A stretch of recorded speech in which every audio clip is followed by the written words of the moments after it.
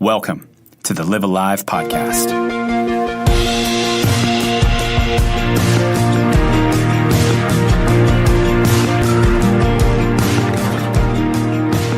Welcome back, guys. This is Pez. This is Chris. And this is Dylan, Jeremy. And where is he again? Who? I forgot. It's been so long. Well, okay, to be fair, so for those of you who don't know, Dylan is a knife maker. Mm-hmm. And you can see his knives at DG Blade Co. on Instagram. And he has like millions of followers, basically. But he makes knives for a living. He's got a big show coming up, so that's what he's doing. He's hammering out knives and doing knife things. Sounds really manly, I think. But podcasting, does that sound manly? Yeah. We all got more hair on our chests because we do podcasts. That's true. That's true. It'll put hair in your chest, that's for sure. So, the Live Alive podcast, we're chasing down the abundant life together and just glad to have you along with us. And the main idea is that Jesus came to bring us the abundant life. And we're exploring what that is by talking with people that we think are actually living it out to some degree. And we just got back from Memphis and spent some significant time with Dr. Perkins, which was just awesome. I'm still pondering a lot of the things that he talked about. Yeah. Mm-hmm. But he wasn't the only person that we spoke with. We got to speak with a lot of other people. We spoke to a lot of people in Memphis. It seemed like every few hours we were in another interview. And we got to speak to Mika, who will be on later in this podcast. Mika's a doctor as well. Yeah. Yeah, he wrote his dissertation on Dr. King. The suffering. The theology of suffering for Dr. King. Gotcha. So he's literally the only person in the world that can speak on that. It's kind of interesting. With such authority. Yeah, it is just true. Well, and we actually talked to him some about that very subject, which is pretty awesome. With this idea of the abundant life, I think it's important for us to really have a life that's worth living. That's what Jesus came to offer us. And in that, what's interesting is he gave us the ability to have a story that's worth sharing. Because all of us have a story. In fact, we're living a story. We're making a story with the podcast. Yeah. And so, we talked a little bit about this idea of evangelism and talked about Mr. Rogers' approach to that versus what, the average Christian church across history has thought about. Did that movie come out? There was a movie about Mr. Rogers coming out, but I haven't heard anything about it. I don't think it's come out yet. Not yet. But if it has, I can't wait to go see it. We need to go see it when it comes out. Yeah, for sure. Yeah. So today we want to talk a little bit about this idea of having a story worth sharing and what are some of the things that prevent Christians from being able to share the good news with people. We've talked about this some in the past, but I think that there are some barriers in front of us culturally that prevent us from engaging with people that are different from us. Yeah. Well, let me ask you this. Why is it so important to share the story? Just out of curiosity, somewhat for myself, but mainly I think that's a question a lot of Christians ask, is why is it so important that they need to share their story? Because a lot of people view that as I'm not going to shove my opinion down someone's throat. They can have their opinion, I can have mine, we can live our lives, and I'm just going to do my own thing. But I know in my past, evangelism, sharing the story of Christ is a thing that's always I think as Dr. Perkins said, is the outward action of an inward relationship with Christ, right? But just in y'all's view, why do y'all think that's important? I think it's a really great question. So if you've ever listened to anything by Tim Keller or been around people who listen to Tim Keller or read any of his books, he uses this phrase that I like. It's called humans flourishing. He says that phrase a lot. And I don't think anybody disagrees with the idea of we should be about humans flourishing in every area of life. And Dylan has mentioned a lot of times that what we're about is life as it should be. So I think the question really boils down to sharing the story of Jesus is important if, and only if, he has information, or if he has kind of the corner on information that's crucial to human beings flourishing. In other words, can I get that information somewhere else? And if so, well, it minimizes the importance of that story being shared. Right. It might be helpful for some people, Sure. but it's not crucial though. But the question is, does Jesus have information, and does he offer things that you can't get anywhere else? That's what you were saying, like, we're all supposed to flourish, or we're all made in the image of God. And so if that's true, why wouldn't I want to see other people flourishing actually helps me flourish more? It's almost even a selfish factor. Like, we're all supposed to flourish together, and that's obviously not the case when we look around. Like, who actually is flourishing in this life? Who can show one person that they know that you're like, this person is truly, absolutely flourishing? Because it's always a complicated, convoluted, and some people seem to be more than others, but it's just interesting. It's just tiring to think about. I don't know why. I just think, man, there's so much work to be done. There is. And on top of that, I want someone to help me flourish. You know, I don't want to just be the sole, voice of saying, hey, you should be flourishing. Hey, this is ways that you can flourish when you see your worth and value in God and the dignity that you have. And it's like, well, I want someone to tell me that. It's just interesting. It seems like a lonely road in a lot of ways. I think too, I'm glad you brought that up, because I think in particular when we're talking about reaching out and engaging with hurts or even just relationships with people that are different from you or different cultures or whatever, it magnifies that because now it's almost like people speaking different languages. The idea of just having to constantly enter into that conversation and have it over and over again, no one person can bear that. It's like if I'm full of the Holy Spirit, I'm pumped up, excited, joyful. I'm like, oh, let's go. Let's talk to 50 people. But then on the flip side, if I'm drained, it's the end of the day, you're like worked out, and then you're just thinking like, oh man, I feel like I'm supposed to talk to this person, but I feel nothing will come out of my mouth when I open it because I'm so tired. It's like, it's just funny, the scale of what evangelism is. Like just the broken ear being like, hey, it seems like something's up. What's going on? To let me tell you about Jesus because I'm so freaking pumped up about it. I cannot not hold it in. I don't know. Okay, well, let's go back to Memphis and let's jump into this interview with Mika. The first question we usually ask is, what is the abundant life? It is a life that bears the marks of Jesus Christ, that has been claimed by Christ, and that really bears witness to the redemptive glory and righteousness that He has revealed. And that doesn't necessarily preclude suffering. In fact, the abundant life might actually include engagement with suffering to the glory of God. I think the abundant life. Some people think they think, oh, healthy, wealthy, and wise. But oftentimes, the abundant life, I think, means that we have the privilege of following in the footsteps of Jesus Christ, of looking like Him, talking like Him, thinking like Him, behaving as He behaved in this world. And what higher privilege can we have as image bearers, as people, to be able to reflect the image and represent the King Himself? Yeah. So what does it mean, like, suffering in 2018, right? We live in America, the wealthiest, most powerful country ever. Yeah. And so what would that look like, do you think? Yeah. So suffering takes lots of different forms. And I think in a fallen world, we're all acquainted with suffering at some level or the other, right? We're all acquainted with the death of loved ones, with unfulfilled expectations, with and there are many people, although we live in such an affluent country, there are many people that don't have full access to the affluence of the United States, right?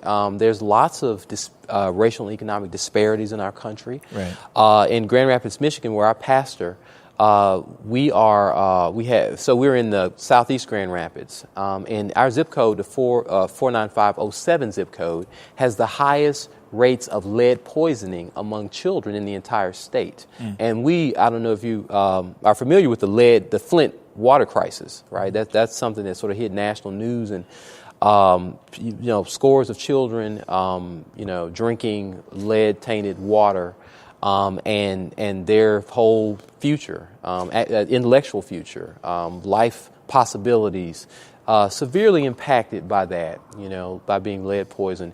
Well, in our neighborhood, in the 49507 neighborhood, even in a very affluent city like Grand Rapids, you have this huge disparity where these folks these precious children aren't drinking lead-tainted water, but breathing in the lead-filled dust particles, right, from old paint, from dilapidated housing where they're living, right? So so these are things. So people have all kinds of different sufferings, different kinds of suffering, and So how to, one thing that I always realize people find hard is the idea of sharing in someone else's suffering. Right. So just in a very general way, I mean, I don't even know who's going to be listening to this podcast, but I would assume that they hear that, right? How would they share in their suffering? That? Yeah. Well, remember the Bible tells us to weep with those who weep, right? It also tells us to bear one another's burdens, okay? So we do have a unique calling as Christians to actually come alongside folks who are suffering and to feel their pain to the point of shedding tears. Now, that's a whole nother level of solidarity, right? It's one thing to say, okay, I kind of read about it in the newspaper, maybe I know somebody, but it's a whole nother thing to say, hey, if you're hurting, I'm hurting, to the point where I shed tears as if it were my family, as if it were my children, as if it were my health on the line here. And so I think that one thing we can do in order to fulfill that calling, to weep with those who weep, is to learn about suffering, to be learners, to ask the people that are suffering about their experiences, and not to do so defensively, but to do so with a spirit of humility. Say, hey, can you just tell me what it's like to be you, to walk in your shoes, right? As particularly when we think about suffering related to race or gender or class, when we're talking to people that are the victims or sufferers, we have to be careful that we come to them and approach them as learners and say, hey, I have something I can learn from you. Can you tell me what it's like to be you? So that's one thing. So we enter the conversations with humility. We enter it with intentionality. All right. If we can't just expect that it's going to happen by accident, we have to be intentional about talking to folks and bringing up these issues, and then we also have to be careful that we actually get involved enough, care enough to actually act, right? To actually do something to speak up on behalf of those who don't have a voice, and that's really, really important. That's something that we see in Proverbs. For instance, Proverbs 31 tells us that to speak up for those who are voiceless, who don't have a voice. Right. So let's say on the acting side, we'll call that helping, I guess. How do you navigate with all the needs to actually pinpoint where and what you're supposed to do to help? That's a great question. I think proximity is a huge thing, right? So when Jesus gives us a famous parable of the Good Samaritan, the way in which he articulates the responsibility of moral action is that you have someone who had proximity to someone else, right? You had this man. He comes down. He's beaten. He's laying on the side of the road, and then you got this priest who has proximity to this man. He sees him. He knows this man has been injured, right? And it's his proximity to this man that actually sort of brings to bear the moral responsibility to act. Okay. Then you have another guy, a Levite, who comes. He has the same responsibility. He just passes right by. But then you had a Samaritan who, although he may not have thought of himself as having a kind of a communal responsibility, this is a person that had of a different ethnicity, of even a different religion, right? And yet he sees a fellow image bearer within his proximity. He knows this person is suffering, and he lays hold of his responsibility to care for this person. So I think proximity is a huge thing. We've got to be careful that we address the suffering all around us. Okay, and within our families, within our neighborhoods, within our city. Okay, oftentimes Christians, it's a lot easier for us to think about and it's important that we continue to address the suffering overseas. Okay, but there's a lot of suffering that's going on right here in the United States. That can be the more difficult aspect of suffering to address, because sometimes we find ourselves in some way complicit with the suffering. And when we began to unpeel that onion, okay, it doesn't make us feel like heroes, okay? But that suffering is important for us to address. It really is, because you think, for instance, of Zacchaeus, right? Zacchaeus, this tax collector who had been responsible for the sufferings of many people, right? And when Jesus gave him grace and mercy, he knew that he had a responsibility to address the sufferings of the people that he had caused to suffer.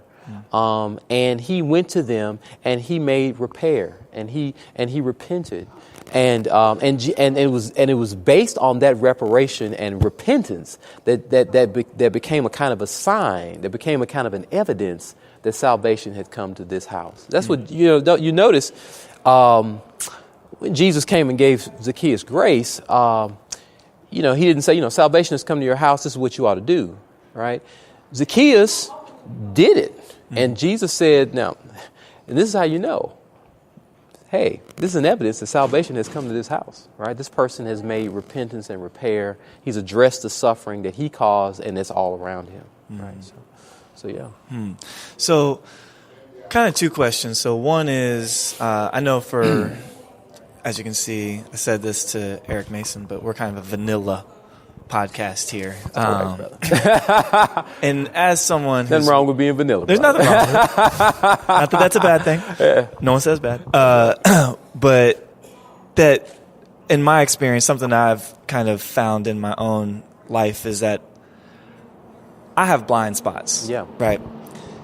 But how do I realize I have blind spots when I'm blind to those spots? And I just a question, because I think in part of my journey, and I can only assume in other people's journeys too, and just entering into the conversation, right. It's like, wow, this is important. But then the whole complicit side, it's like, well, I don't think I am. That whole aspect. But how do you, what does it take to actually start to trust and believe what other people are saying? Does that make sense? Yeah. Well, it takes humility, right? So he who answers before hearing, that is his folly and his shame. The Bible says it tells us of the importance of listening, right? Be slow to speak, right, and quick to listen, okay, and slow to become angry. Okay, and so we have got to recognize that we are not the sole repositories of all wisdom, that God in His mercy and His grace has given other believers wisdom, has given other image bearers wisdom that we can receive from them. Okay, and so when they come to us and they say to us, hey, I am suffering, okay, I am hurting, right, it's really important for us to, again, in the spirit of humility, to listen. I want you to think about what Job's friends did before they spoke up and spoke so foolishly, right? They initially were models of humility and concern. When they heard about Job's suffering, they came, they wept with him, they cried out, and they just shut up and listened before they spoke. Okay? And it's really important that we do the same thing. When we encounter suffering people and they're upset and they're hurting, it's really important that we just say, tell me about your experience. I just want to listen. Yeah. And that we ask God to give us the grace to be able to not be defensive, right? We may not necessarily always agree with the reasons why they say they're suffering, but we cannot deny their suffering. Right? Say, hey, look, the suffering is real. The suffering is real. So I have a question. Yeah. You mentioned this idea of listening. Yeah. Which is, I think, really crucial. Yeah. What's the next step after that? So one of the phrases that we use a lot is this idea of listen, connect, and then when it's appropriate, and when it's wanted to help, if possible. Yeah. So what is the next step in terms of connecting, and how can you see, like if I'm 20 and I'm a college student and I'm listening to this podcast and I'm trying to figure out what is the next step, what can I do to be more intentional in terms of reaching out? So I've listened. What do I do next? That's a great question. Well, I would say, okay, so listen longer than you think you remember. Job's friends waited for 7 days before they talked. Okay, and what that means is don't just listen for a long time. Okay, part of that is because you have to be able to gain the credibility to speak. Okay, the relational credibility to speak. There's some folk that just don't have the relational credibility to speak. Okay, they've got to wait. They've got to earn that right. Okay, and so if you've listened and you have, I would say, develop a relationship and relationships with people with sufferers and listen to them, develop those relationships, and then after you do that, learn from them some of the best ways to be able to engage. Okay, because there are people that are addressing this, different forms of suffering and have been doing it for a long time. Okay, so I'm in the Orthodox Presbyterian Church, and it is a historically and predominantly white church tradition. Okay, the Presbyterian church tradition, but I'm in fact currently the only. There's one other biracial pastor, but I'm the only African American pastor within the entire denomination. Right, so I represent a denomination that is vanilla. Okay, but we can learn a lot from other denominations and church traditions that have been addressing the sufferings of our neighbors all around our neighborhood. Okay, and so they have been doing it well for many years. Okay, and we can learn strategies from them. So I would say, if anybody's listening to this podcast, go and connect with your local black church. Okay, and say, hey, local leaders. Okay, or local social workers or whoever you know that happen to be in the community that's addressing the suffering, and say and ask them, what have you found to be helpful? What have you found to be challenging? What are some ways in which I can be engaged? Ask them, and they'll help out. There's a great book I'd like to put on your radar screen by a guy named Gene Sharp. It's called The Methods of Nonviolent Action. He lists 198 different ways to engage on an issue. Okay, and he chronicles a number of those ways. Things like prayer vigils, things like denominational statements, tracts, pamphlets, sit-ins, pray-ins, conferences. These are things that Christians can get together and do. Okay, those are things that sort of bring light to suffering and to issues that people oftentimes want to ignore. Right? One thing about injustice and evil and the things that conduce to suffering is oftentimes these things mask themselves beneath the veneer of normalcy. Right? And when injustice happens, so the devil comes to us as an angel of light. Okay, even in the day, even during the civil rights struggle, when the freedom fighters came down south, a lot of folks say, "Hey, look, there's no problem down here. Our Negroes are fine. We've got a peaceful situation down here, and you people are just causing trouble by bringing up the issue." And this is the very same thing that people say to sort of activists today. They say, "Hey, look, we wouldn't have a problem if you wouldn't bring it up. We wouldn't have racism if you wouldn't talk about racism," right? And their response to that issue was, no, what we are doing is simply exposing the suffering that's always been there, the sort of daily indignities that people experience that pass themselves off as normal. Okay, the daily sufferings that people who are locked behind prisons for many, many years and through mass incarceration experience, that children who are in failing schools endure, that folks who are unjustly profiled and criminalized by police systems endure. When people come and they put their finger on that, they are exposing, they're unmasking the suffering that's always been there. Right. And there are lots of ways to do that. Yeah. So a question with what you're going with. So there's the Christian body. Yeah. And then there's everybody else. Mm-hmm. and there's suffering all around. Like I think even with the Samaritan story, it's a different religion, it's a totally different belief system, but he still acknowledges in proximity the image bearer aspect. And so kind of on a bigger scale of that, how does the Christian body itself actually interact with the world? So we have our worship centers together, and we do all these conferences and all this together. But what does it look like to actually engage with the rest of the world, and where do we do that? Lots of different ways. We're definitely called to be salt and light. And so we are meant to engage the world in such a way that they can see our good works and give glory to our Father in heaven, right? One of the ways in which Jesus told us that people would know us was by our love for one another. And so we must, and I've said this before, so the world may out-strategize us. They may outthink us, right? But we can never let them outlove us. We can never let them outlove us, because love is really part of the conspicuous mark of the Christian and the Christian church and the Christian life and the Christian ethic and the Christian politic, by the way. So we've got to really be known by that as our witness to the world, right? First, our love for one another. Now, what that means is that because the body of Christ, because the church is what historical theologians call the Catholic Church, right? The people comprised of every tribe and nation and tongue. And because we believe in one holy Catholic apostolic church, right? This body comprised of people from every tribe and nation and tongue, that means we are united in our interests with people who are from across the tracks, right? And that means that we must be conspicuous in our love to them, right?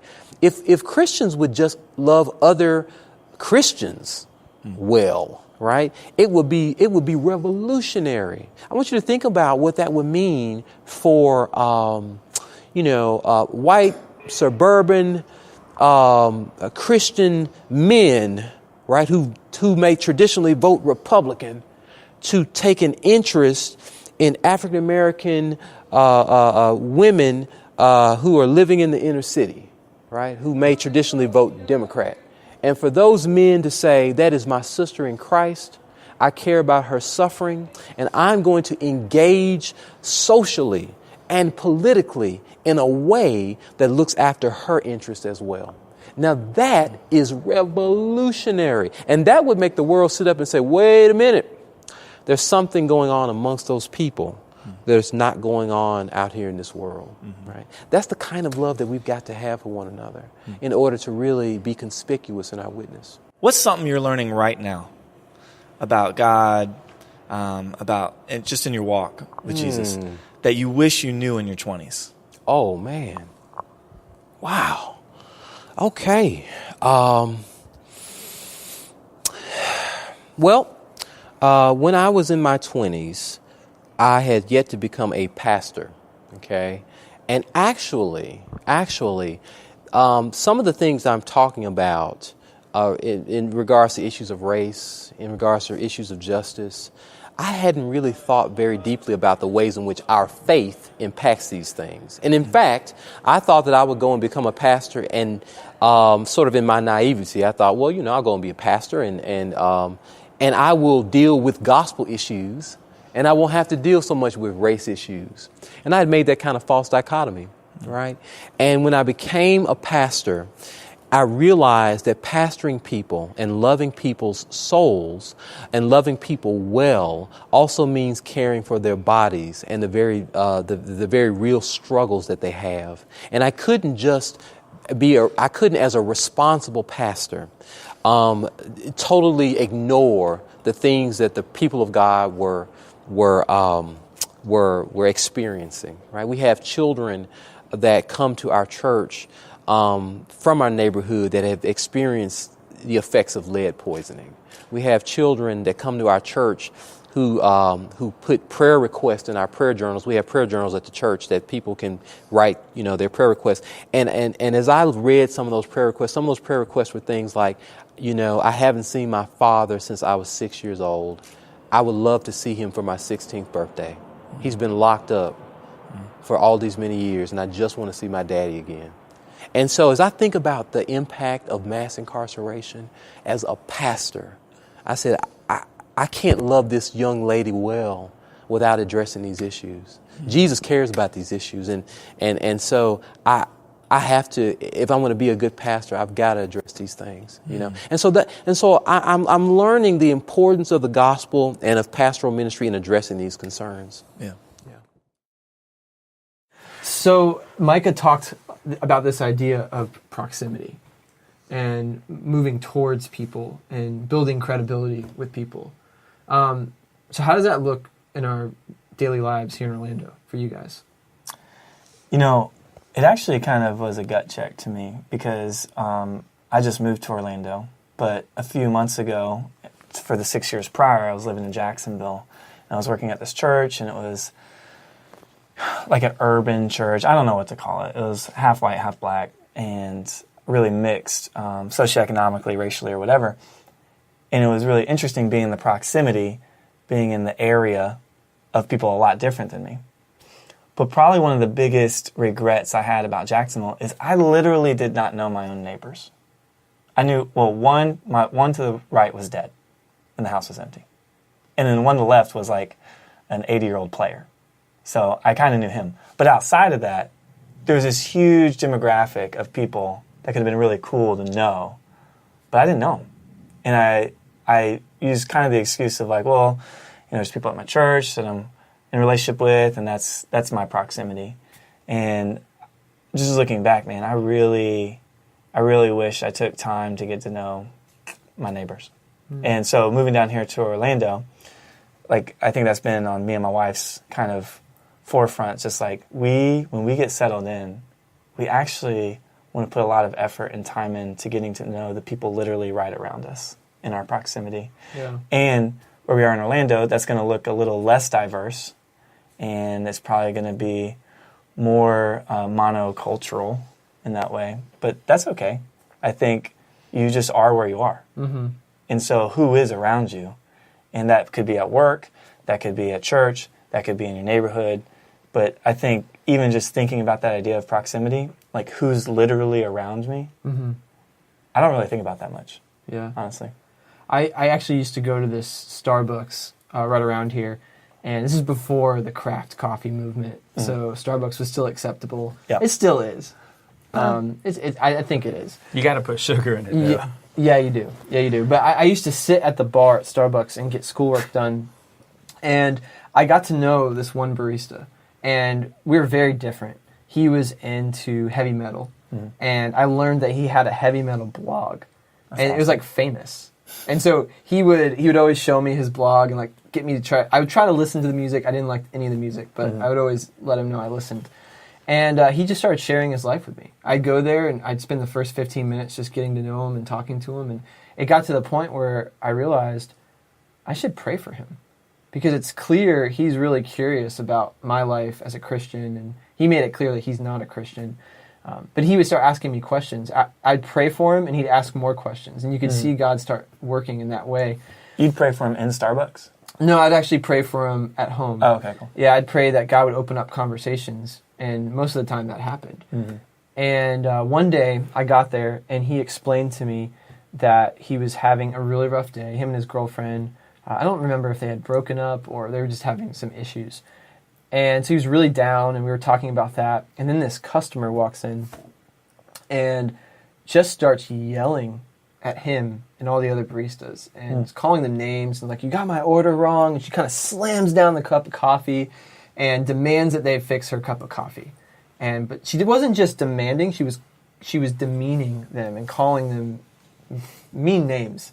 And so I turned to the lady. Well, wait, before you do that, don't forget, the place was packed. It was packed, yeah.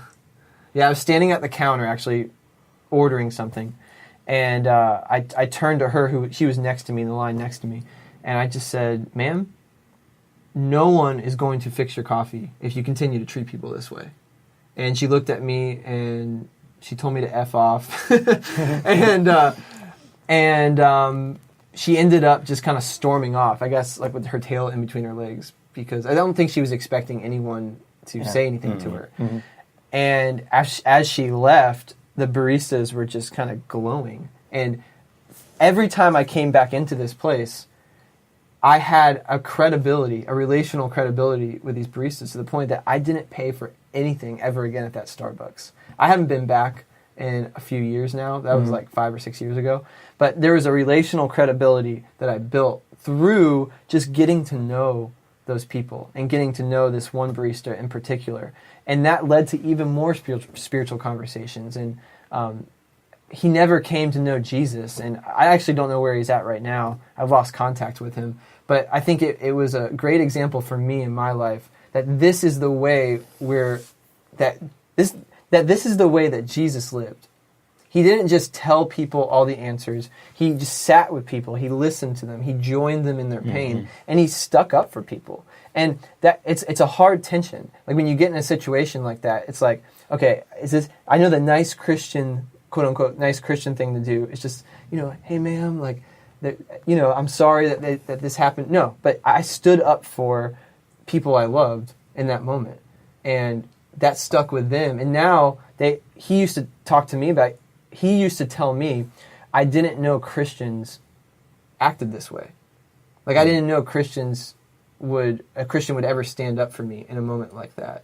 So all that to say, it was just a really good example of building relational credibility and growing in proximity with people. Well, I mean, it's a great story because he's a superhero. Yeah, he's a superhero, and he gets free Boss Starbucks. mode. You should try to go back there and see if they can still hook you up. When you said that story, right when you said that to the lady, I just thought the glasses coming down, pixelated, and it just says Thug Life. With the Snoop Dogg song. Yeah. Well, but like Mika was saying, there's something important about actually connecting with someone where they're at and meeting them in that point of need. And it's amazing what that unlocks relationally. And how many people we pass by that we're not doing that with. And like you're saying, it's almost like you're in Jacksonville, you're doing all this ministry, but you feel like you didn't have time for your neighbors. And you start to feel like, man, was I selfish with my time? Right. And I think it's important to first of all, give ourselves a bunch of grace.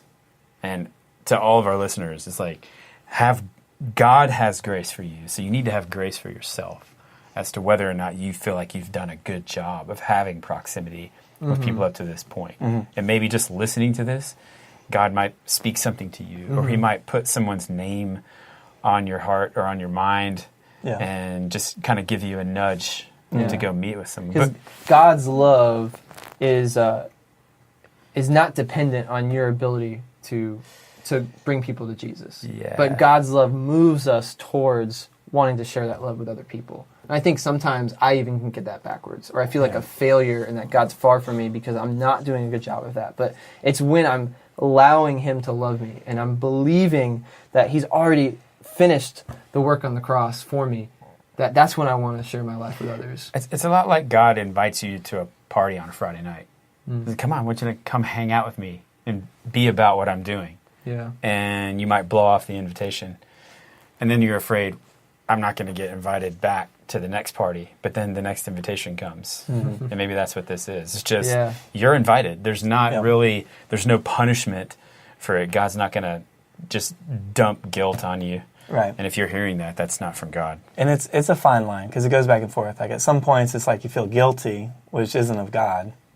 But then other times you feel regret, which isn't a bad thing. It just makes you actually want to do things differently. Yeah. So, I think that's the tightrope walk. Yeah, sure.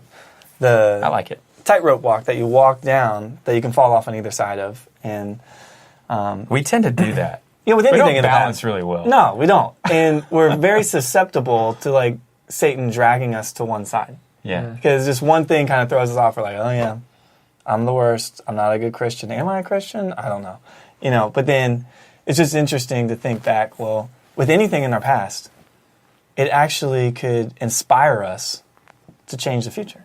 Right? And that's a really awesome gift God gives us.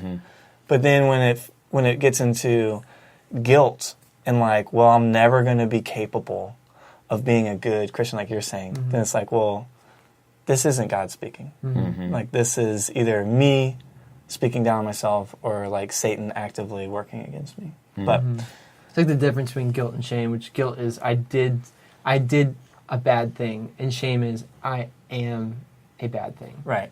Well, you know, in the next couple of weeks, we're going to be talking with Jamie Ivey, and I remember the conversation, something that she was saying about that, where it's like, we believe that God created the universe, but we don't believe it when he said, I've actually cleared you of all of the things that you've done wrong. And really all of the things that you're going to do wrong from here on out have nothing to do with preventing you from being loved by me. I love you no matter what. And love is really the whole reason why we would go into this anyway, because it's about becoming like him. And Jesus left his culture of a perfect, place in heaven with his Father and with the Holy Spirit, and came to be with us because he wanted to share life with us. Yeah. I really appreciated when he talked about being slow to speak. And that's something I have wanted to become better at. So the last few years, I've tried to be intentional about that. Instead of having all the right answers, I'm intentionally trying to not have all the right answers, but to truly listen to someone and then respond from the listening, not formulating an answer while someone's talking to me. And I think that also really helps in just being with people and growing in credibility with people. Well, let's ask this. So we use the term sphere of influence a lot, right? That's when we're talking about who has God put around us that we have influence with, who has God put around us that we have just a relationship with. Who is that to you guys at this point? Are there people that you cognizantly think this is a person that is in my life right now that I have a relational responsibility to? I think back in the old days, there were Christians that would carry a card in their wallet or something like that and have some names on it. And anytime you're paying money, you'd see those names and you'd stop and pray for them.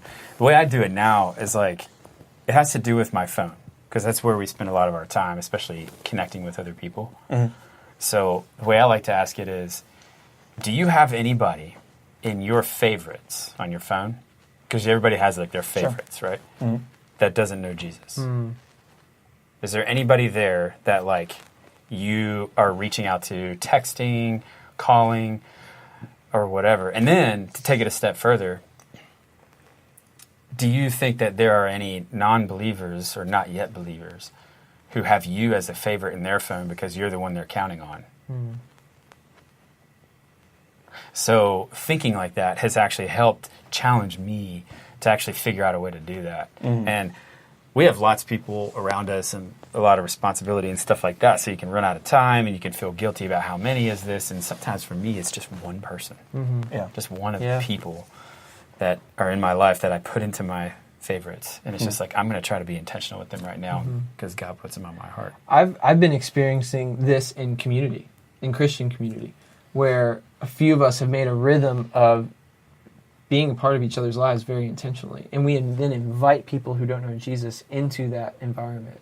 And it's been incredible to see what God does in that. And a couple of weeks ago, actually, we were all hanging out, and there was someone there who didn't know Jesus. And I found myself talking about spiritual things and almost forgetting who was in the room. But it didn't matter. After that conversation, a very intense Holy Spirit conversation, that person began to ask questions. And it was a really special thing, because you realize, this isn't something you have to force. This is just something that happens naturally. When you talk about something that means something to you, other people want to know about that. Oh, yeah. And it wasn't like we were trying to share with her some grand biblical truth. We were just talking about what God's doing in our lives, with forgetting that there was someone in the room who might not understand those things. And now she is coming to a much better understanding of those things because of her just being a part of our life. Yeah, that kind of relational connection is really what evangelism is all about. Because at the end of it, the good news is a relationship with God. That's what the good news is we get to have that. And to share that is an incredible honor to get to do that. It's not some forced thing. But I think what can be challenging is reaching across lines, like cultural lines, which I really appreciated when Mika was talking about that. Last week, we had the assignment to talk to people that were a lot different than us. They could be Christian, non-Christian, whatever, and try and find the things that unite us, right? But to do that assignment, we had to do more homework. We want to be prepared how to deal with people who are different than us. And what better way to do that than to talk to people who literally, racially, and culturally are different than us, give us more insight on what the abundant life is, how to pursue it, how to pursue people that are different than us. It's like we're going to these mavens of just, I don't know, wisdom on dealing with different races and cultures and people to then fill us up to deal with people that are different with us next week. So we haven't done the assignment yet. We're setting up the appointments. Like mine's in 2 days. And I'm going to be talking with a professor who's not a Christian and is well known to actually dislike Christians. So it should be fun. We're meeting at Subway. I'm going to offer him a $5 footlong. But yeah, I mean, I think what we're going to get from this whole thing is like when I listen to Mika, Dr. Edmondson, he's just so personable, you want to call him Mika. But you can be formal and call him Dr. Edmondson. But it's just like, man, there is such an honor and a beauty to get to interact into the spheres of people different than you. Like, you are blessed when you actually enter in to not only conversation, but to life with people different than you. Because it opens up whole new worlds that you never knew before. It expands your view. The blinders, like of a horse, they're taken off, so you're seeing new things, but you don't know how to deal with it. But luckily, you have some relationship where they can help you guide through what's going on. And it's beautiful that he is comfortable enough in himself to take the time to do that with us. Because he's teaching us, right? The abundant life is a commitment to no longer ignore the brokenness in familiar relationships. That's courage in a nutshell. That's obedience in a nutshell. Because that's the last thing anyone wants to do. No, That's the messy, hard, like, I'll get to it tomorrow. This is the everyday stuff. And we're even dealing with this in our own church community. Oh, yeah. Like, there's a lot of bickering going on from every end. And we're realizing we're all to blame for this, right? And one of the ways we're to blame is just ignoring it. Because who wants to deal with real issues every single day? You know? But there are real conversations that have to happen. And part of living the abundant life is sitting down with people and humbling yourself and saying, I was wrong. And that person probably saying, I was wrong as well, right? But we create these walls with people, and we think we're right and they're wrong, and vice versa. But I loved what he said about that, because I can connect with that. Because in my everyday life, I can refuse to live the abundant life by ignoring real problems. Exactly. And if you ask anybody, do you want the abundant life? Who's going to say no? Everyone's going to say yes. When you hear that, you're like, yes, I want to live life to its fullest max capacity. And then when you say, all right, to do that, you have to not ignore the brokenness in the relationships that you know, and you have to address it. Everyone's like, moonwalk out of here. You know what's interesting is like, there's a parallel to this with like crazy TV shows. Like these shows where like you have to like jump into a vat of bees or whatever, and it's to try to win money. Yeah, love it. That sounds terrible. It's like people think they want the abundant life, but they really don't. Maybe they really don't. Because if it actually includes doing hard things, we shy away from them. But why do we shy away from that? Oh, man. Well, when we would go like, that's a good example. If you want the honey, you gotta go through the bees. Yeah. And I don't want to have these conversations this week. Honestly, last week, did Mia bring that up? I think so, yeah. Mia, if you're listening to this, no, but seriously, I was like, dang it, that's the last thing I want to do. But that's part of it. It's trusting God in those uncomfortable conversations. That's really what this week is about. Yeah. It's having uncomfortable conversations in uncomfortable situations with people that are different than you. Like I think where this is, and this is what the challenge is this week to me, is do we address the brokenness in the familiar relationships? Now, that could be with your family. That could be with your friends. That could be with your coworkers. Those are on individual scales.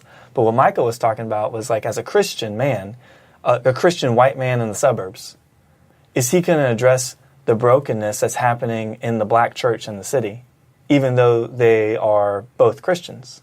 Like this is what Dr. Perkins was talking about too. Like there's, how do we unify as the church? How do we come together even though we're so different and we know things are broken?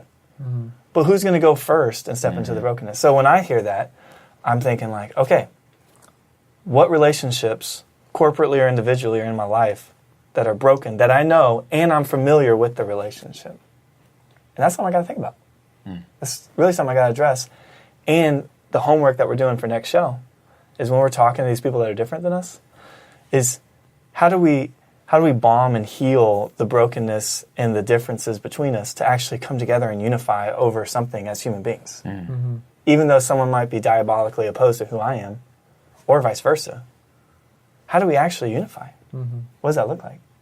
And it'll be interesting to see what happens. I mean, it's hard to unify with people who are like you, so let alone people who are different than you. But I'll never forget what Bob Goff said at the beginning of this podcast season, and it was that comfortable people don't need Jesus, desperate people do. And I think everything we're talking about here is about getting desperate.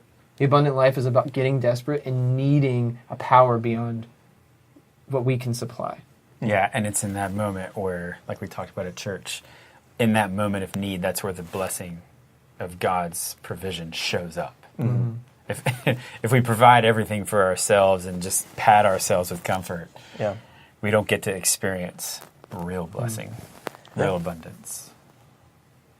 Well, this has been awesome, and it's been a little long this time, but thanks for sticking with us. And if you can leave us a rating and a review on iTunes, it would mean the world to us, because we really care about this podcast, and we hope you do too, and it will help us get seen by more people. And we're really excited about these coming weeks. We got a few surprises up our sleeve, but also Jamie Ivey will be joining us in about 2 weeks, I'm guessing. She'll be on the podcast in 2 weeks, and we had a great time with her. And I can't wait to share that with everybody. We got explosive conversations with people who are different than us. And real explosions. And real explosions in the background of that. We got Jamie Ivey, happy hour with guys, us, because we're interviewing her. We got mystery guests. We got, I'm just telling you this, I feel like the train is coming home to the station. And I don't know what is going to happen at the end of this podcast, but I have a feeling it's just like rumbling feeling. It's just like we're going a little too fast. But then we gotta land somewhere. There's going to be a couple wheels that fall off the train. But then it's going to blast off. Things are going to happen. And we don't know what it is. There's a few things circled on our calendar. We're like, how is this going to play out? But we're going to find out over the next 5 weeks. And y'all are going to find out by listening to this podcast. So thanks for listening, I guess, and check us out on YouTube. You can actually watch this on YouTube if you subscribe. There's a link in the show notes. I don't like to watch podcasts, but I know that some people do. And you won't know what we're doing right now if you're not watching us on YouTube. But you can find us on YouTube, wherever you get your podcasts. You can find us there as well. And we will see you next Monday.